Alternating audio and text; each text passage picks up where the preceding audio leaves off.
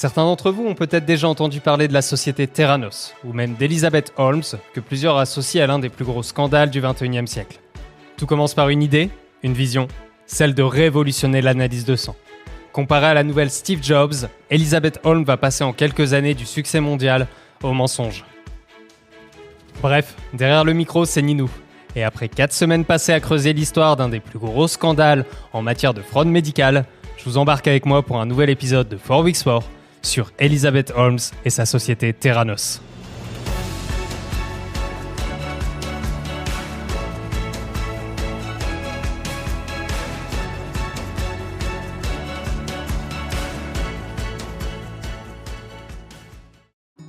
Hello à tous, je suis très heureux de vous retrouver pour ce nouvel épisode de 4 Weeks 4. Pour ceux que ça intéresse, une grande partie des informations pour cet épisode sont issues de l'excellent travail d'investigation du journaliste et reporter John Carreyrou.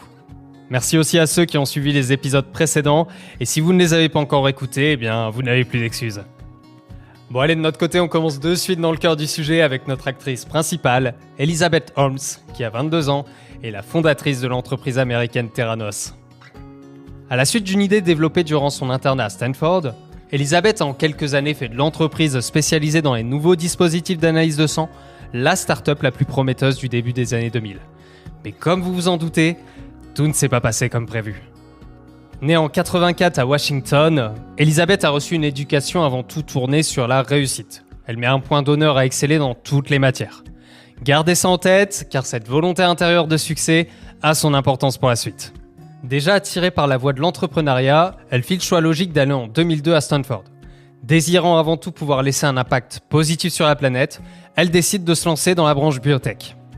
On arrive ainsi en 2003. Elizabeth est à Singapour pour un stage, et nous sommes au moment où l'Asie est ravagée par une maladie respiratoire. Dans le cadre de son stage, Elizabeth passe son été à effectuer des dépistages chronophages et identifie un manque de moyens indéniable.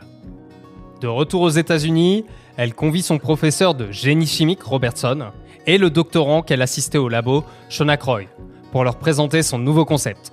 Un patch permettant une détection automatique de plusieurs problèmes de santé. Donc on est seulement quelques mois après son entrée à Stanford qu'Elizabeth quitte la fac et quitte aussi dans la foulée son copain de l'époque pour un objectif très précis, avoir 100% de disponibilité pour faire éclore son entreprise.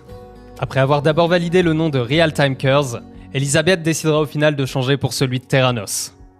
On arrive ainsi fin 2004 et l'aventure commence avec une première levée de fonds de près de 6 millions de dollars, principalement grâce au réseau de sa famille. Alors oui, Elizabeth vient très clairement d'un milieu très aisé où grâce à son réseau, on arrive à lever des millions. Après que son premier employé Shonak lui confirme que l'idée de patch miracle serait injouable, l'entreprise se ravise et part sur un système de cartouches de sang qui pourrait être inséré dans un boîtier pour analyse. Un peu comme les appareils utilisés pour mesurer le taux de sucre, les patients devraient aussi se piquer le doigt et faire couler leur sang dans une des cartouches mises à disposition. Le principe derrière est assez simple. Chaque cartouche contient des anticorps qui réagissent au contact du sang du patient. L'appareil dans lequel la cartouche est insérée analyse et envoie par une communication cellulaire les données de la réaction qui peuvent ensuite être traitées sur des serveurs. Même si on pourrait revenir sur la facilité de lancer un business quand on a de suite plusieurs millions en banque, le message communiqué par l'entreprise Theranos met facilement tout le monde d'accord. Proposer des analyses de sang accessibles, à bas coût, et je parle pas de la ville, et qui faciliterait la détection de pathologies ou le suivi des patients. Quand on creuse le sujet un petit peu, on se rend compte qu'il y a un enjeu économique immense pour les laboratoires pharmaceutiques. En effet, l'un des coûts les plus élevés pour ces géants concerne la partie sur les essais. En cumul, les plus grands laboratoires chiffrent ces étapes de validation en milliards de dollars. Connaissant ce point, on se dit d'un coup qu'un boîtier connecté chez chaque patient qui permettrait d'adapter la posologie en direct et baisser potentiellement de 30% le coût de chaque essai, ça pourrait représenter une mine d'or. On est ainsi 18 mois après le lancement de l'entreprise. Theranos compte une vingtaine d'employés et ils lancent la V1 de leur dispositif. Ce qui est fort, c'est qu'ils arrivent très rapidement à créer une émulation au sein de la Silicon Valley. Ainsi, ils récupèrent des stars de leur domaine, en ingénierie et de monte coût, ou encore Henry Moseley en tant que directeur financier qui amène ses années d'expérience au sein des géants de la tech. Sauf qu'après à peine quelques mois, Moseley commence à s'inquiéter très fortement. En effet, l'intégralité des modèles très ambitieux qu'il était en train de créer pour l'entreprise était basée sur 2 axes centraux. La fiabilité de la solution et la signature apparemment déjà actée de contrats avec de grands groupes pharmaceutiques. Sauf que Mosley vient de comprendre que, premièrement, le boîtier n'a jamais été fiable. Chaque démo apparemment infaillible que l'entreprise réalisait était uniquement effectuée en utilisant des résultats préenregistrés. Et que deuxièmement, il ne verrait jamais ses supposés contrats signés alors qu'il était tout de même le directeur financier de l'entreprise. Car même si Elizabeth ne cessait d'évoquer aux futurs investisseurs qu'un chiffre d'affaires de 200 millions de dollars était déjà validé avec des labos pharmaceutiques, elle garde le contrôle sur l'intégralité des employés et des investisseurs via de la rétention d'informations. De son côté, Ed, qui travaille dans le département de l'ingénierie, identifie de suite un environnement de travail de plus en plus anxiogène. On parle quand même d'une entreprise où les deux services les plus importants que sont l'ingénierie et la biochimie ont interdiction de communiquer entre eux. Et cela car l'intégralité des informations doivent obligatoirement d'abord passer par Elizabeth. Cela devient plutôt facile ensuite de filtrer ce qu'on désire communiquer ou non aux équipes. Bien évidemment, les départs et les remplacements sont nombreux, et Ed sent qu'il est inexorablement le prochain sur la liste. En effet, pour continuer à alimenter une ambiance de travail des plus saines, Elizabeth prend la décision de créer une seconde équipe d'ingénierie. L'objectif est simple, créer une mise en concurrence entre les deux pôles afin de s'assurer une accélération des développements, car Theranos a besoin très rapidement de son boîtier d'analyse pour valider ses premiers essais auprès de ses futurs clients. Pour y parvenir dans les temps, l'équipe commande donc un robot distributeur à colle, qu'il compacte et programme pour qu'il puisse réaliser les mêmes opérations qu'un laborantin, le tout dans une boîte qui fait approximativement la taille d'un boîtier d'ordinateur. Ce nouveau boîtier qui réutilise la technique des laboratoires d'immunodosage en chimiluminescence devient le nouveau fer de lance de la société qu'Elizabeth décidera d'appeler l'Edison. Même s'il continuait de se faire appeler en interne le robot à colle.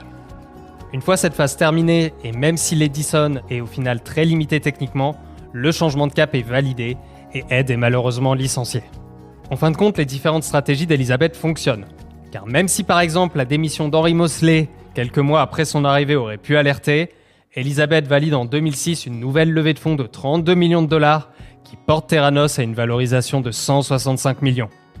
Cette troisième levée permet ainsi à Elizabeth d'annoncer le lancement du plan Minilab, qui se veut être le remplaçant de l'Edison et permettre, contrairement à son prédécesseur, une multitude d'analyses. Mais il est temps que je vous en dise plus sur Elizabeth. I wanted to do something with my life that people thought was impossible before. Avec deux grands yeux bleus qualifiés d'hypnotisants, elle surprend chacun de ses interlocuteurs par sa voix plutôt grave, déroutante, qui semble totalement en décalage avec son physique. Elizabeth, c'est avant tout une énergie débordante et une joie de vivre quotidienne. Si on ajoute en plus une force de conviction qui a le pouvoir de nous faire lever nos propres doutes, on obtient un leader que nous serions prêts à suivre jusqu'au bout des idées portées. Elle est vue au sein de la Silicon Valley comme une des nouvelles visionnaires, et avec le développement de cette nouvelle notoriété, elle décide de travailler sur son image. En effet, la jeune femme porte l'ambition d'être considérée comme la nouvelle Steve Jobs. Elle connaît d'ailleurs par cœur toutes les habitudes du créateur de la marque à la pomme, porte quotidiennement un col roulé noir, et va même jusqu'à recruter tous les ex-employés d'Apple dès qu'elle en a l'occasion. Elle se décrira comme portant l'ambition avec Theranos de déployer l'iPhone de la santé. Jusque-là, pourquoi pas ? Sauf qu'Elizabeth, c'est aussi un contrôle excessif sur la circulation de l'information, plus l'exigence d'un dévouement total de ses employés. Et quand ces derniers décident de se tourner contre elle, elle met tout en place pour que le chaos s'abatte sur eux. Matt, qui était l'un de ses bras droits, a malheureusement trop connu ce type de situation. Par exemple, suite au renvoi d'Henry Mosley, l'ancien CFO que nous venions d'évoquer, il avait été missionné de fouiller tout son historique pour monter un dossier contre ce dernier. Même s'il était totalement dévoué à Elizabeth, Matt n'a logiquement pas tenu à poursuivre longtemps ses missions d'investigation sur les employés de l'entreprise et déposa quelques mois plus tard lui aussi sa démission. On comprend assez vite pourquoi Elizabeth impose un contrôle et une rétention de toute l'information qui pourrait obscurcir l'avenir de l'entreprise. Si on revient par exemple sur l'histoire des contrats, Elizabeth faisait miroiter à chacun des signatures de plusieurs dizaines de millions avec chaque grande entreprise pharmaceutique. Sauf que AstraZeneca ou encore Pfizer incluaient tous bien évidemment une phase d'essai qui pouvait rendre n'importe quel contrat caduc selon le résultat des essais. Sauf qu'avec le temps qui passe, les membres du conseil d'administration commencent enfin à sentir la supercherie, concernant par exemple les fameux contrats qui ne leur sont toujours pas présentés, le décalage du lancement de produits constamment repoussé, les licenciements récurrents, enfin, la liste des signaux est assez longue. Lucas, qui est le directeur du conseil, se laisse convaincre par l'urgence de la situation et décide d'une session de toute urgence. Ils décidèrent entre eux de révoquer Elizabeth de son poste de CEO et de lui annoncer de suite cette nouvelle. En seulement 2 heures de meeting, et alors qu'ils étaient pourtant d'accord pour valider cette révocation, Elizabeth réussit à les faire changer d'avis, garde son poste et en profite bien évidemment pour lancer de suite un grand ménage concernant certains membres du conseil. Mais quittons un peu le personnage d'Elizabeth et reprenons le courant de notre histoire car il nous manque encore quelques personnages clés. Jay Rosen. But call me Dr. J because I used to play basketball. Dr. J was a famous basketball player, but that he's not. You're not. Car en effet, dans la vallée des coups bas et des mensonges, il nous manquait encore quelques acteurs. Alors tout d'abord, nous avons le voisin des parents d'Elizabeth, un certain monsieur Richard Fries, qui a fait sa carrière dans la pharma, principalement en déposant plusieurs brevets. Et comme vous allez vite le comprendre, le monsieur possède un sacré melon. Bien évidemment, avec la montée médiatique de Theranos et d'Elizabeth, le voisin de la famille découvre le succès de la société et devient complètement fou. Fou de l'ingratitude d'Elizabeth à entreprendre l'aventure Theranos sans même venir lui demander des conseils. Pour se venger, il décide de creuser les infos sur l'entreprise et détecte une faille.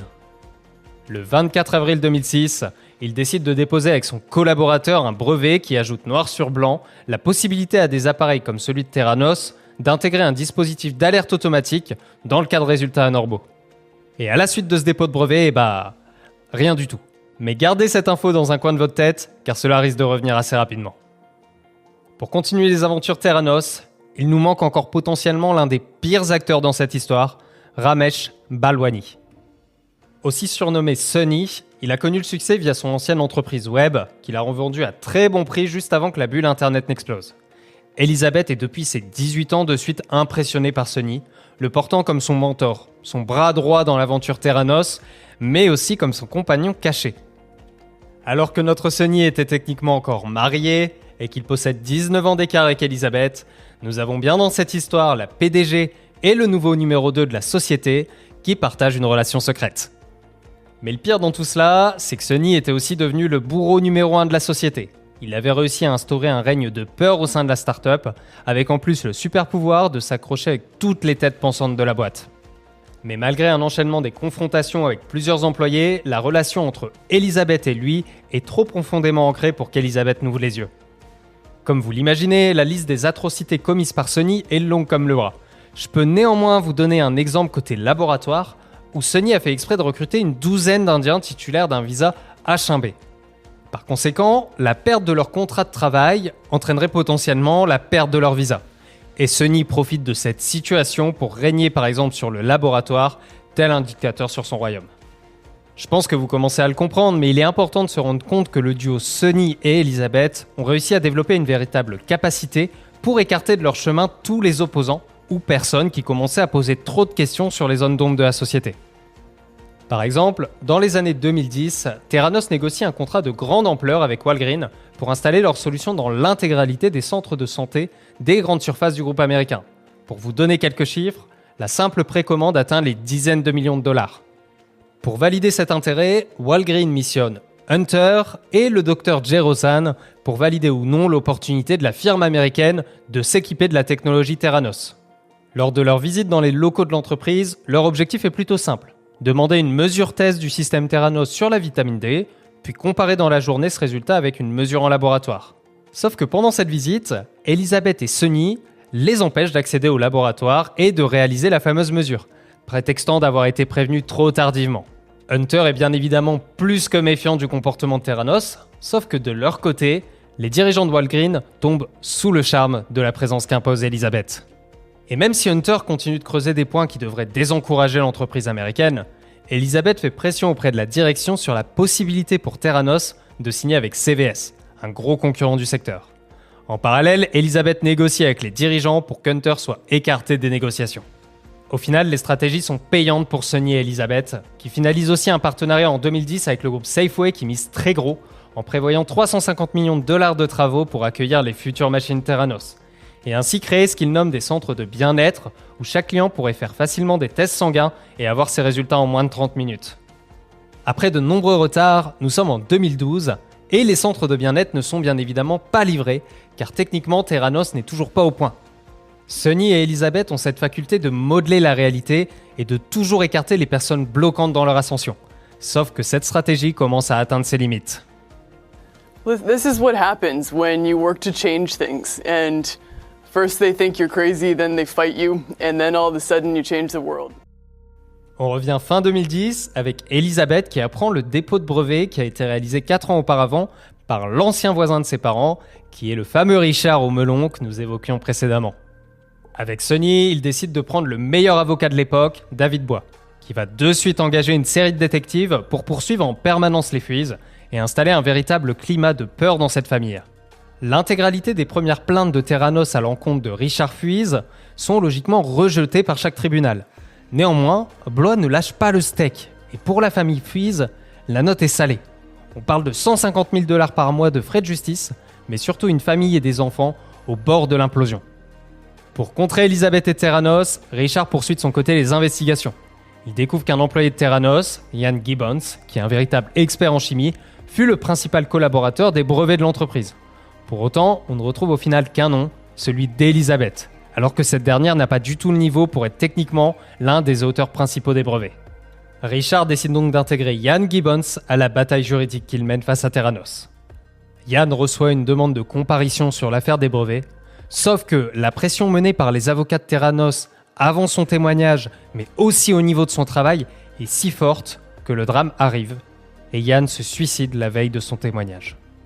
Sans le témoignage de Ian, l'affaire ne peut se poursuivre. La famille Ruiz croule sous près de 2 millions de $ de dépenses juridiques et c'est finalement pieds et poings liés que Richard Ruiz se retrouve contraint de valider un accord à l'amiable qui donne les droits à Theranos sur le fameux brevet sans compensation. On revient ainsi en 2012. Elizabeth vient de signer un contrat de 100 millions de $ pour équiper en 2013 les chaînes de pharmacie de Walgreens du Minilab développé par Theranos. Sauf que le Minilab, il est couvert de problèmes techniques et c'est potentiellement des années et des années de développement qui restent à venir. Elizabeth et Sonny n'ont alors d'autre choix que de sortir des placards leur premier prototype, l'Edison. Sauf que le fameux Edison, qui est finalement renommé 4S, ne permettait pas par exemple de réaliser des analyses de chimie générale, qui est pourtant l'analyse numéro 1 demandée régulièrement par 2/3 des médecins. Pour pallier à ce manque, toute une partie de l'équipe d'ingénierie s'active en urgence à bidouiller une immense machine de la marque Siemens pour être compatible avec les échantillons des cartouches Theranos, qui seraient du coup envoyés au laboratoire pour être analysés par les machines Siemens et non pas par le 4S de Theranos. Mais la supercherie ne s'arrête pas là. Pour que les analyses via les appareils Siemens puissent être réalisées, les équipes se retrouvent obligées de diluer bien au-delà de la norme recommandée les prises de sang effectuées par Theranos. A noter qu'Elizabeth ayant toujours eu la phobie des aiguilles, elle continuait donc d'interdire à ses équipes d'augmenter la quantité de sang prélevé. On arrive ainsi en septembre 2013, la commercialisation de la solution dans les magasins Walgreens doit commencer et Theranos fait face à une nouvelle vague de licenciements. De nombreux employés, en apprenant l'officialisation de la commercialisation, démissionnent directement car ils ne peuvent cautionner de mettre dans les mains du grand public un prototype médical bourré de défauts. Mais rien n'arrête Elizabeth et Sonny. Après un article d'une page dans le Wall Street Journal, Theranos est prêt pour annoncer via un communiqué de presse le lancement de la solution dès le lundi dans les magasins Walgreens. La stratégie est simple, surfer très rapidement sur cette vague médiatique pour réitérer une nouvelle levée de fonds sur le mois. Et ainsi, le festival des mensonges peut donc commencer. En effet, l'entreprise communique sur son invention qui lui permettrait de réaliser des dizaines d'analyses à partir de micro-doses de sang. Elle se vante aussi de ses partenariats avec les plus grands laboratoires pharmaceutiques et même avec l'armée en Afghanistan. Mais surtout, elle profite de la réputation hors pair de l'intégralité des membres de son conseil d'administration pour acquérir une espèce de crédibilité induite. La stratégie paye. Début 2014, Theranos lève de nouveau 100 millions de $ auprès de partenaires et de fonds pour atteindre une valorisation de l'entreprise à 9 milliards de $. Mais du coup, Elizabeth, qui possède un peu plus de la moitié de la société, pèse techniquement à ce moment précis 5 milliards de $. Et c'est de suite la célébrité qui éclate pour Elizabeth, avec par exemple la une du magazine Fortune. Tout s'enchaîne pour la nouvelle entrepreneuse star de la Silicon Valley. Interview avec le magazine Forbes, CNN, CBS News, Le Time, jusqu'à ce qu'Obama la nomme même ambassadrice des États-Unis pour l'entrepreneuriat. Mais avec la célébrité montante et la mise sur le marché de l'Edison, le miroir créé par Sonny et Elizabeth sur Theranos allait commencer à se fragiliser.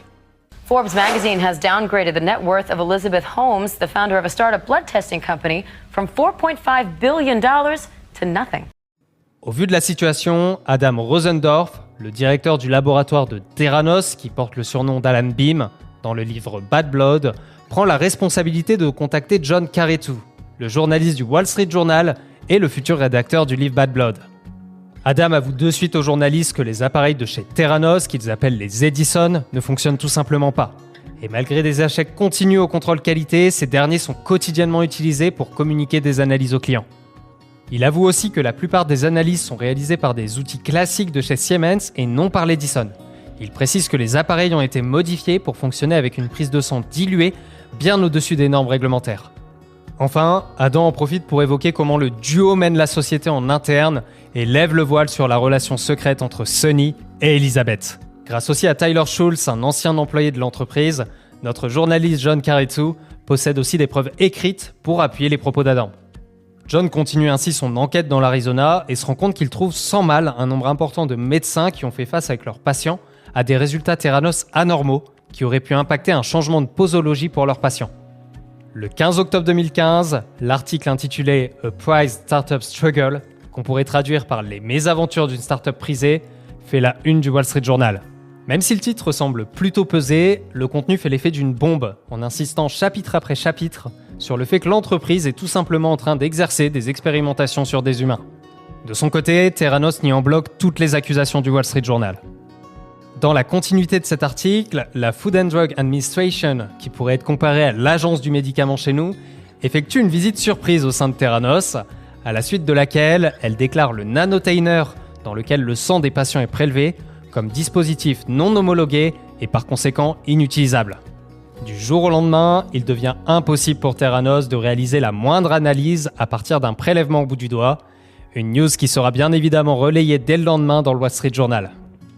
Quelques semaines plus tard, c'est au tour du CMS, l'agence de santé publique américaine, de communiquer uniquement à la direction de Theranos son rapport d'inspection sur les laboratoires de l'entreprise. Le CMS valide dans son communiqué un risque immédiat pour la santé et la sécurité des patients.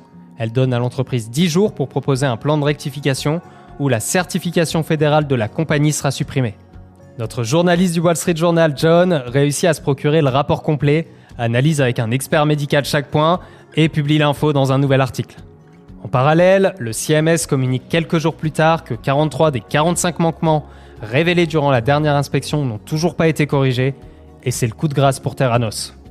Avec ce dernier article, c'est l'intégralité des employés, investisseurs et clients qui apprennent le risque d'interdiction d'exercer à venir pour la société. Après une nouvelle révélation qui indique que Theranos pourrait être contraint d'annuler des dizaines de milliers d'analyses, Walgreens décide de mettre fin à son partenariat avec la société.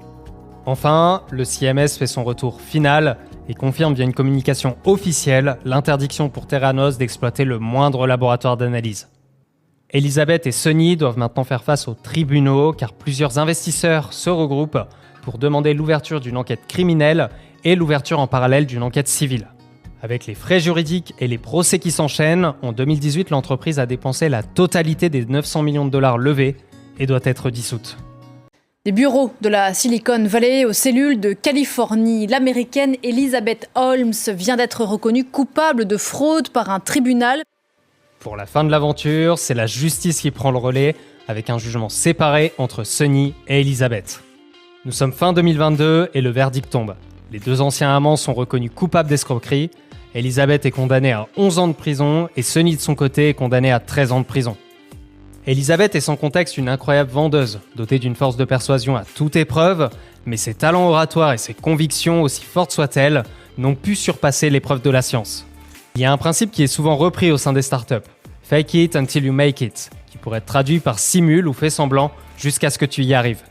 Bien évidemment, Theranos est allé beaucoup trop loin dans cette voie, car le faire semblant s'est progressivement transformé en une banalisation du mensonge. J'insiste sur la dangerosité de ce point, car dans une société actuelle où tout va très vite, nous avons trop tendance à banaliser le mensonge, car l'objectif prioritaire est de livrer aux gens ce qu'ils désirent entendre.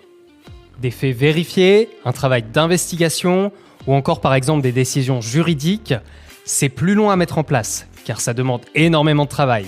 Et en effet, c'est souvent beaucoup moins sexy qu'une phrase choc. mais je suis certain qu'il est important de continuer à mener ce combat, face aux arguments putaclic dont l'objectif est de déformer la réalité pour l'adapter à ce que son audience désirerait voir. C'est la fin de ce 4e épisode de 4 Weeks 4. Un grand merci à tous pour le soutien et les conseils qui continuent de faire progresser ce podcast. Si vous avez des retours ou désirez continuer de débattre autour du sujet, on se retrouve sur Twitch ou sur Insta. Ninustream pour me retrouver. Sinon, je vous dis à la prochaine pour un nouvel épisode de 4 Weeks 4 qui sera bien évidemment Pixel. Je remercie d'avance tous ceux qui partageront cet épisode. Allez, tchuss, c'était Ninou.